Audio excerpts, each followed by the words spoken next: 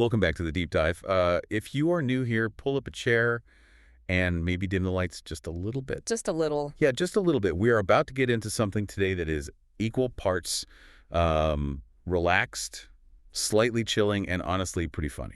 It is a really strange combination, isn't it? But that is usually where the truth likes to hide. Exactly. So today we're looking at a source that essentially asks you, what do a ghost who analyzes beer cans, a group of friends faking a seance, and the ultimate beauty treatment have in common? And the answer, surprisingly enough, is the nature of consciousness itself. Right.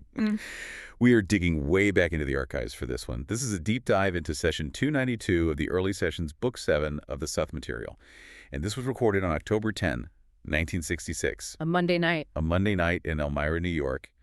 And before we get into the spooky biology and the party pranks, I need to explicitly declare that this podcast will be distributed free of charge on all major platforms for educational purposes.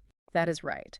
And we also need to be clear that the insights we are discussing today come directly from the Seth Material and the publisher New Awareness Network. We're just the guides here. Seth is the map maker. So what is our mission today? We actually have 3 distinct layers to uncover in this session. First, we're going to look at what Seth calls generic images. And folks, this is not just about imagination. We are talking about the spooky biology of hallucinations. It completely reframes what we think of as seeing things, like totally turns it upside down. Second, we're going to talk about astral projection, but not in the woo-woo sense. We are talking pure mechanics. And specifically, why Seth claims that leaving your body might actually stop the aging process. The ultimate anti-aging secret right there. Forget the expensive creams, just leave your body. And finally, we're going to do a forensic breakdown of an ESP experiment.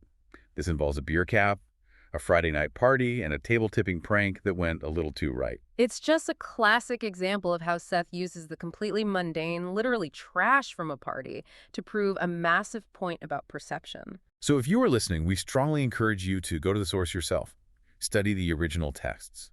Visit the New Awareness Network website and bookstore at sethcenter.com/Jill-early sessions. There's so much more there than we can possibly cover today. Absolutely, you really have to read it. Okay, let's unpack this. Section 1, the biology of ghosts, or rather, what Seth calls generic images. Now, when I close my eyes right now and picture an apple, I just think, okay, that's a mental picture. It's not real. But Seth comes out swinging in this session and says, not so fast. Right. He starts the session immediately with this concept. He says these generic images are composed of, and this is a direct quote, highly complicated electromagnetic complexes. Electromagnetic complexes. Yeah. I mean, that sounds less like a daydream and more like quantum physics. That is exactly the point he's trying to make. He is bridging the gap between psychology and physics. He says these images have nothing to do with physical vision at all. They are built up through cellular memory. They are activated replicas of previous forms. But here is where it gets really interesting for me, and honestly a little creepy. He says they are vital. He calls them living composites. Yes. He uses the word alive in a very specific biological sense. He says they possess a psychic identity. They have their own energy reality. So when you dream or when you hallucinate, you aren't just playing a movie on the back of your eyelids. Right, you're not just watching a screen. Exactly. You are interacting with something that has a degree of autonomy. He actually says they are intrusive. That specific word gave me a little shiver. Oh, it should. Seth explains that these images are aware of you, but they are aware of you the way you might be aware of the weather. To them, you, your ego, your physical body, you are their environment. So I am the landscape for my own hallucinations. Precisely. You are the weather. They are aware of your health and vitality because it directly affects their well-being. If the host environment, which is you, starts to grumble, it affects them. So they are like natural phenomena occurring within the ecosystem of my body. That is a really beautiful way to put it. And Seth gets very physiological here. He connects them to the purifying agencies of the blood and even to kidney function. Wait, kidney function? Really? Yeah, it shows how deeply rooted consciousness is in the physical tissue itself. He mentions they run in cycles, their vitality fluctuates every 10 to 15 days, and is even influenced by the seasons. That is wild. So my ability to visualize, or perhaps the intensity of my dreams, might have a biological rhythm tied to the seasons. According to the session, yes, entirely. And there's a bizarre connection to sound, too. Seth says they are connected to your ability to utter vowels, and they are highly sensitive to sound. I love the image Seth paints here, though. He does have to clarify it because it starts to sound a little like a David Cronenberg horror movie.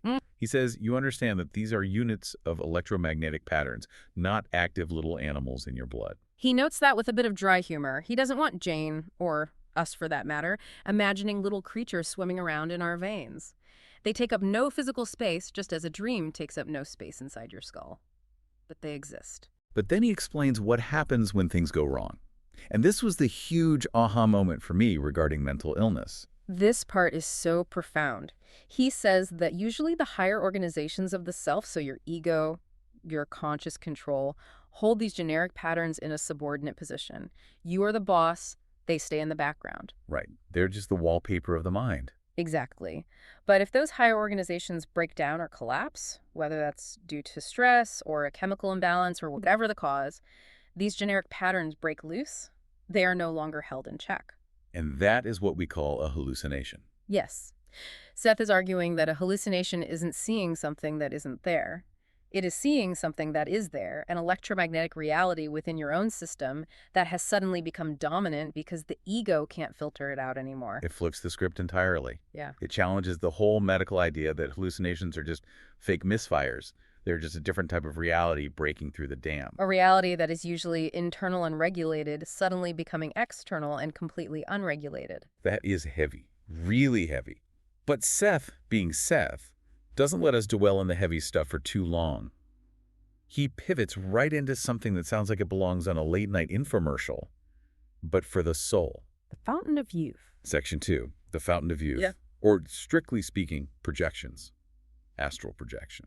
Seth transitions here from the internal images to the ability of consciousness to project out of the body entirely. And he compares learning to do this to a toddler learning to walk. Which implies it is completely natural. It's not some occult power only reserved for the chosen few.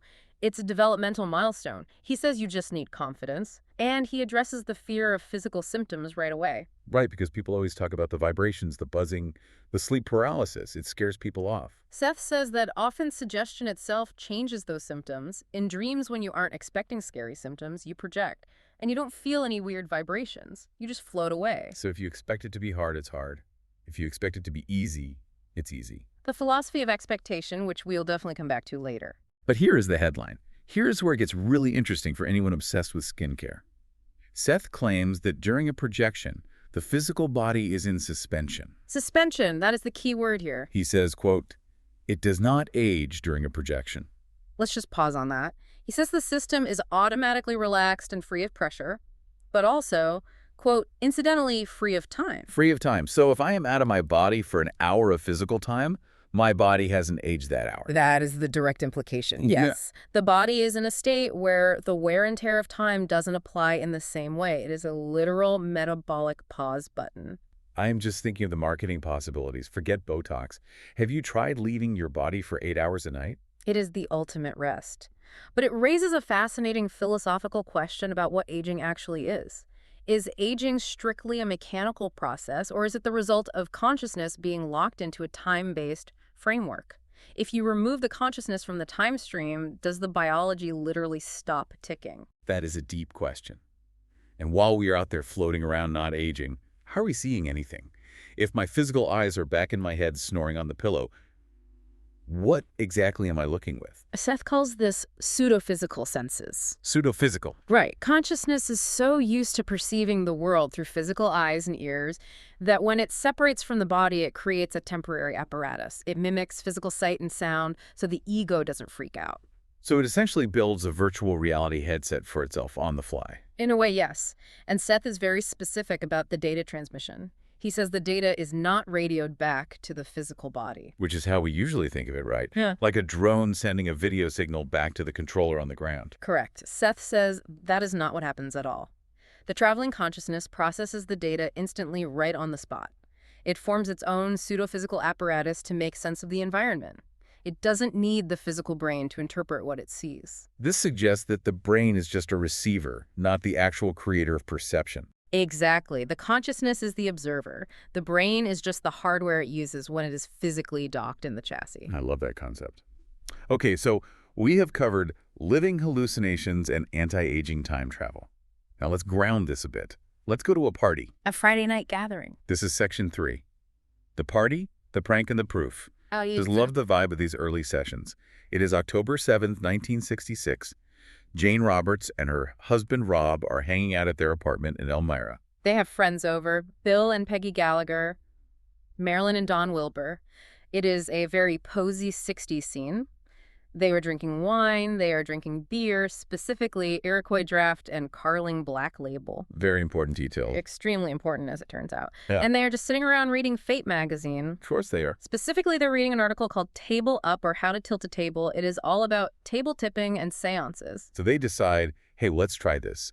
They get a card table, they sit around it, and this is where the mischief starts. It is. The men, Rob, Bill, and Don, decide to play a prank on their wives. The classic boys will be boys move. Let's scare the ladies.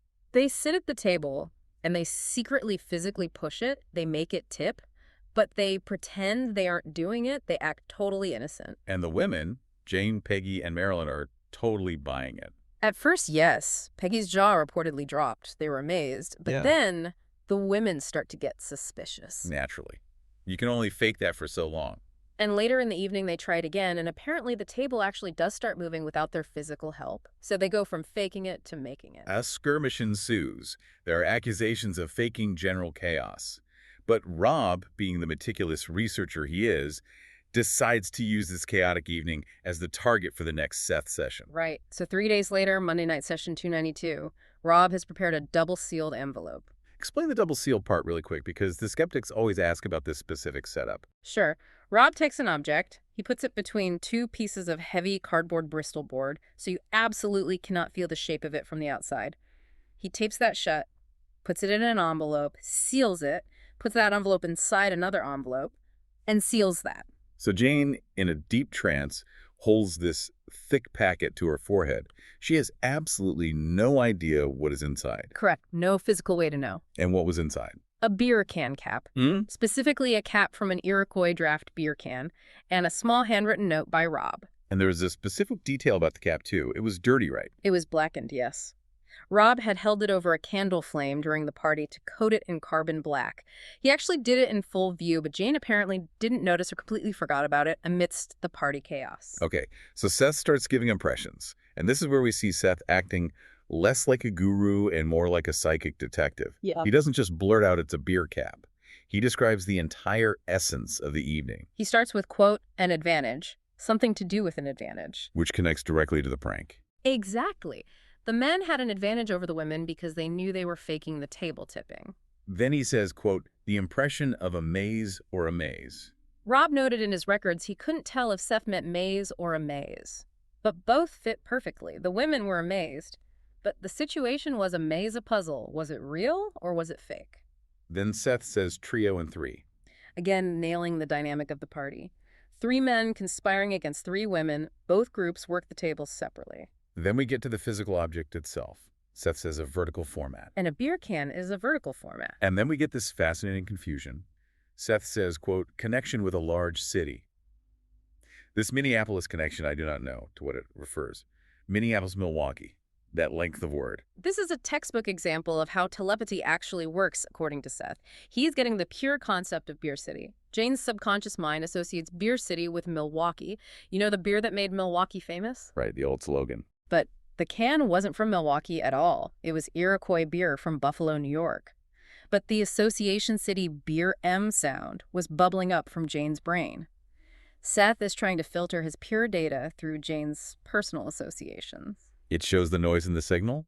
Honestly, it makes it more authentic to me than if he just plainly said Buffalo. It shows the real struggle of mental translation. Agreed. Then he gets highly specific on the shape. He says something small and round like a ring. A cap. And he mentions the word ring is actually embossed on the can. Oh, really? I didn't know that. Yes. The Iroquois can actually had the word ring printed right on it. That is a direct hit. No ambiguity there. Then he mentions the color red. Which was on the label. And on the candle, Rob used to blacken the cap. Red candle, red label. Okay, let's talk about the RFB incident. This is my favorite part because it shows Jane's hesitation and how our own minds get in the way. So on the note, Rob hid in the envelope, he signed it with his initials. RFB, Robert F. Butts. Simple enough. Seth or Jane, in trance, sees the initials. But Jane doesn't say them out loud. Why not? Because Rob's father had the exact same initials. Jane thought, oh, I'm just guessing Rob's dad. That's a distortion. I shouldn't say it. So she completely censored the correct information because she logically thought she was wrong. Exactly. Seth later explains this during the session. He says Ruburt, that's his inner name for Jane, thinks of your father but is afraid of distorting the information. It is such a good lesson in trusting the data. Mm. How often do we get a gut intuition and just dismiss it because our logical brain steps in and thinks, oh, I'm just making that up? Constantly. This session is a masterclass in the mechanics of receiving psychic information. You have to report what you get, even if it doesn't make sense to your logic in the moment. Then there is the 1842 versus 1946 mix-up. This is another great visual distortion. Seth kept getting the number 46 or 1946. Rob couldn't figure it out. Later, looking closely at the beer can, there is a tiny date in the logo. 1842. Okay, so how do we get 46 from 1842? Seth explains it later. He says, I tried to get the 1842 through. I was trying for 42. The 18 came out separately. The numbers were literally getting jumbled in the transmission process. 42 turned into 46 in Jane's vocalization. But the absolute most visual hit of the night was the big A. Yes. Seth kept saying a big A impression, a chimney shape. And at the time, nobody knew what that meant. Until the very end when they opened the envelope. The logo on the Iroquois beer can features an Indian head, but stylized. Seth explains the big A distorted referred to a teepee. A teepee. That is brilliant. It is the triangle shape. A teepee looks exactly like a big capital A. Of course. So Seth is seeing this shape, the geometric form of the logo, interpreting it conceptually as a big A, and then later correcting it to teepee. It perfectly matches the Iroquois Indian theme of the beer brand. And the skirmish. We touched on it, but Seth absolutely nailed the emotional tone of the evening, too. The women suspecting the men, the argument that happened later. He even connects two men, yourself and another. Rob and Bill were the main ringleaders of the prank. It is just undeniable. You have a beer cap, a note, a specific party atmosphere, specific arguments, specific shapes. The statistical odds of guessing TP Ring Red, RFB Milwaukee Beer Advantage prank, all in one session from a double-sealed envelope. It is statistically impossible. And remember, Jane had seen the tap casually days before sitting around, but she never saw the note, she never saw the setup, and she certainly didn't know which specific random object Rob would pick out of the trash to put in that envelope days later. It is a forensic breakdown of a very specific moment in time. And it serves a huge purpose for the material. It isn't just a parlor trick for entertainment. It validates the source. If Seth can see a blackened beer cap inside a sealed envelope from a Friday night party, maybe we should listen closely when he talks about the fundamental nature of reality. Which brings us to Section 4 perfectly, the philosophy of expectation. Because the session ends with a bit of a mic drop from Seth. A total mic drop. He doesn't hold back. Jane had just received some news before this session. Her book on ESP, her own physically written book, had sold out its first printing before they even started the publicity tour. Huge news for a young author in the 60s. She was shocked. Rob was shocked. And Seth is just sitting there entranced like I told you so. He reminds them that months ago he predicted exactly how much money the book would make, $3,500, which was a lot of money in 1966. He says, neither of you took me at my word. He sounds almost disappointed, like a patient parent. He is totally using it as a teaching moment. And this leads to one of the most famous core concepts in the entire Seth material. He says, quote, you make your reality from your expectations, and this is one of the greatest truths. You make your reality from your expectations. We hear that a lot in New Age circles now, manifesting the secret, all that. But Seth is saying something very specific and mechanical here. He is. He points out that Jane didn't actually need to worry. She didn't need to have the anxiety about the book sales. But because she and Rob fundamentally believed that struggle was necessary, they made it so. They expected it to be hard, so it was hard. Yeah. The emotional toll was real, even though the financial success was already baked in. Right.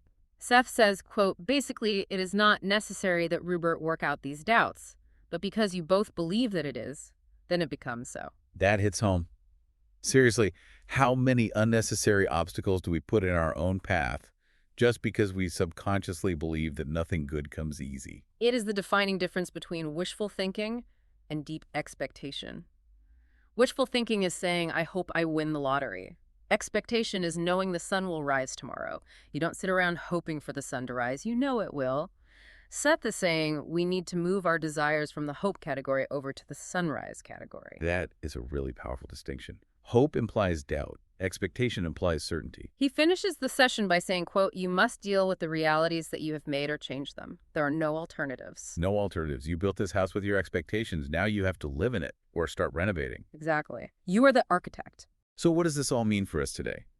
We have traveled from the bloodstream and living hallucinations to the astral plane, to a boozy Friday night party, and back to the bestseller list. It really is the full spectrum of the Seth experience in one session. We learned that hallucinations might be alive in a very literal biological sense. We learn that leaving your body might be the actual secret to eternal youth, or at least a way to hit pause on the wear and tear of time. We learned that you cannot trick the universe, even if you are just tipping a card table to scare your friends. The energy of the prank is still readable days later. And we learn that if you expect a struggle, you are absolutely going to get one. But if you expect success, truly expect it, deep down the reality physically forms around that expectation. It is a wild ride, and I love that it is grounded in such a beautifully human moment. Friends, drinks, laughter, skepticism. It makes the high-level psychic stuff feel completely normal. That is Seth's ultimate gift. He takes the paranormal and makes it normal. He takes the supernatural and shows you how natural it really is. I want to leave you with a thought today as we wrap up. We talked about the pseudophysical body earlier, how your consciousness builds temporary eyes and ears when it leaves the physical body, just so it can feel comfortable navigating. Right, virtual headset. So if your consciousness is powerful enough to construct a fake functioning body in a split second, just to navigate a dream or a projection, how much of your current physical reality, the chair you are sitting in right now, the body you are wearing as you listen to this, is just a construction held together by your own expectations? That is the ultimate question. Are we just projecting reality right now the exact same way we project a dream at night? Something to mull over before you go to sleep tonight. Indeed. It changes how you look at everything. Thank you so much for joining us on this deep dive. Just a reminder, the source for today's mind-bending journey was session 292, recorded October 10, 1966. And all credit goes to the Seth Material and the New Awareness Network. If you want to go straight to the source, and you really should, visit sethcenter.com/the early sessions.